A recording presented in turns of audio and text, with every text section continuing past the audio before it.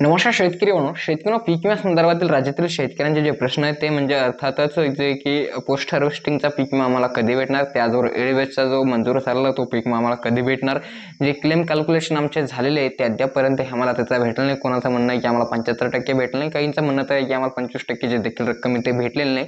तर आता मे संपत आलेले, आता जून लागण्याचे देखील आता काही दिवस शेष राहिलेले आहेत. आता जून लागण्याच्या मार्गावरती हे अद्याप पीक विमा भेटला नाही. तर या संबंधीचं नेमकं काय अपडेट आहे, कधीपर्यंत तो पीक विमा भेटू शकतो, कारण की अद्यापर्यंत 3,280 कोटी रुपयाची जी रक्कम ती आतापर्यंत पीक विम्याच्या माध्यमातून वाटण्यात आलेली आहे, पीक विमा कंपन्यांच्या माध्यमातून.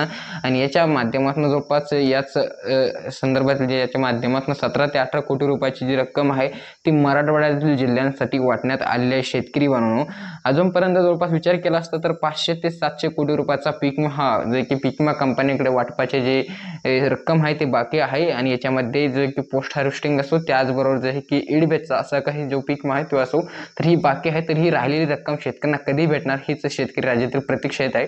तर या संबंधित थोडक्यात माहिती आपण ह्या व्हिडिओच्या माध्यमातून ते जाणून घेणार आहोत. तसं तर आपण मागील काही दिवसापूर्वीच पीक विमा संदर्भात एक महत्त्वाचं अपडेट जाणून घेतलं होतं की कोणत्या कोणत्या जिल्ह्यात हा राहिलेला पीक विमा 75% असो किंवा 25%ची राहिलेली रक्कम असो ते कधी भेटणार आहे, ते देखील सर्व काही माहिती आपण इथे जाणून घेतली होती. तर शेतकऱ्यांना थोडक्यात आपण आता हे या संदर्भातले कोणते कोणते जे जिल्हे आहेत त्यांच्यामध्ये हा मंजूर झालेला आहे आणि कधीपर्यंत तुम्हाला तो भेटणार या संबंधित थोडक्यात माहिती जाणून घेतात. पुढे चॅनलवरती मात्र नवीन आलास तर नक्कीच चॅनल देखील इथे सबस्क्राईब करा, जेणेकरून पुढील पण असल्याचे महत्त्वाचे व्हिडिओ आपण सर्वांना न चुकता इथे बघायला भेटेल.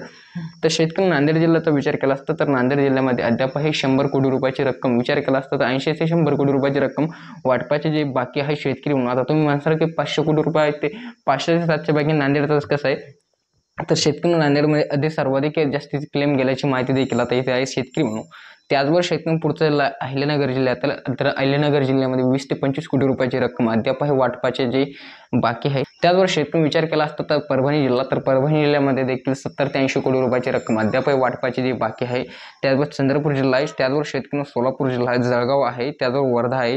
त्याचा विचार केला असता तर जालना जिल्ह्याचा शेतकरी जालना जिल्ह्यामध्ये देखील ही रक्कम बाकी आहे. आता पुढील जिल्ह्याने अपडेट तर तुम्हाला माहिती असेल कोणत्या जिल्ह्यासाठी काय, परंतु आता विचार केला असता तर भरपूर शेतकऱ्यांचे हेच प्रश्न आहे की हा पीक विमा आम्हाला कधी भेटणार. बऱ्याच काही शेतकऱ्यांचं म्हणणं पडलं की पोस्ट हार्वेस्टिंगचा पीक विमा आणि एडवेजचा पीक विमा, हा जे पीक विम्याची जी रक्कम अद्यापर्यंत शेतकऱ्यांना वाटपाचे जे बाकी आहे त्याचं काय कारण आहे नेमकं आणि ते वाटप होणार की नाही या संबंधीची देखील माहिती आपण जाणून घ्या. तर पीक विमा कंपन्यांचा असा दावा आहे की राज्य शासनाच्या माध्यमातून जी रक्कम अदा करण्यात आली होती जी पीक विम्याच्या पहिल्या हप्त्याच्या माध्यमातून, ती आम्ही जे की क्लेम कॅल्क्युलेशनच्या दरम्यान त्याच्या संपन्न झाल्याच्या नंतर ती प्रोसेस संपन्न झाल्यानंतर शेतकऱ्यांना ते वाटप करण्यात आली. परंतु राहिलेली उर्वरित रक्कम अद्याप हे राज्य शासनाच्या माध्यमातून दुसऱ्या हप्त्याची जी रक्कम आहे ती अदा करण्यात तिथे आलेली नाही, असा दावा हा पीक विमा कंपन्यांच्या माध्यमातून केंद्र शासनाला करण्यात येऊ लागलेला आहे.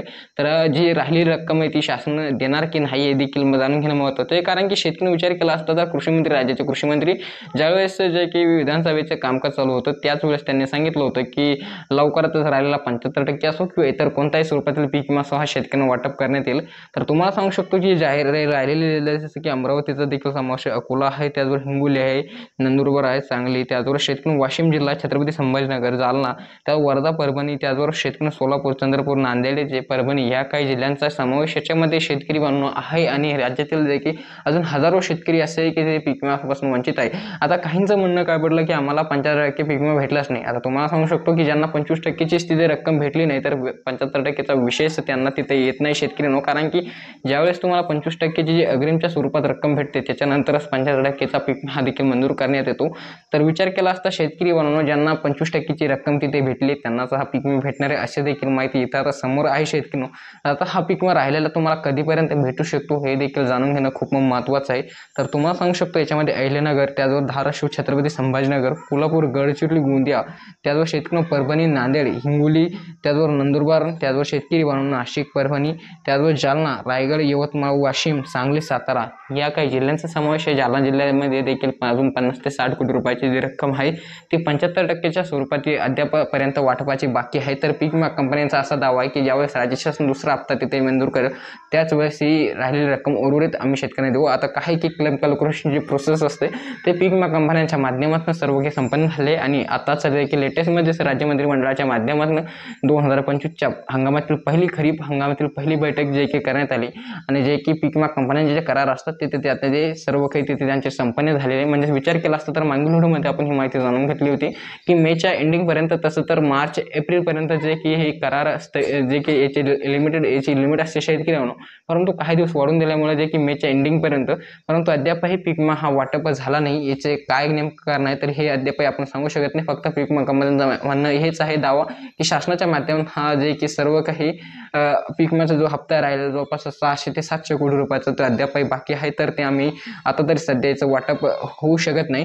तर हा हप्ता ज्यावेळेस शेतकरी म्हणून शासनाच्या माध्यमातून कंपन्यांना देण्यात येईल असं जर काही असेल तरच तुम्हाला येत्या काळात हा पीक विमा इथे भेटू शकतो नाही तर राहिलेली रक्कम अद्याप तरी याच्या संदर्भात असं ठोस किंवा एक डेडिकेटेड अपडेट नाही की कधीपर्यंत वाटप होऊ शकतो। कारण विचार केला असता तर राज्यातील बऱ्याच शेतकरी म्हणून दुसऱ्या टप्प्यात 75% स्वरूपात पीक विमा भेटत असतो ते अद्यापही तिथे भेटलाच नाही आणि काहींना तर असं आहे की जे 25% रक्कम स्वरूपाची रक्कम भेटते ती देखील अद्यापही तिथे भेटली नाही।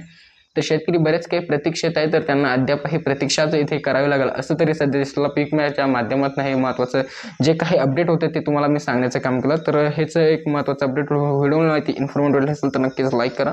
पुढील पण असलेच महत्त्वाचे व्हिडिओ बघण्यासाठी चॅनल मात्र नक्कीच सबस्क्राईब करा। तर मिळवा का नवीन व्हिडिओमध्ये तोपर्यंत खूप खूप धन्यवाद।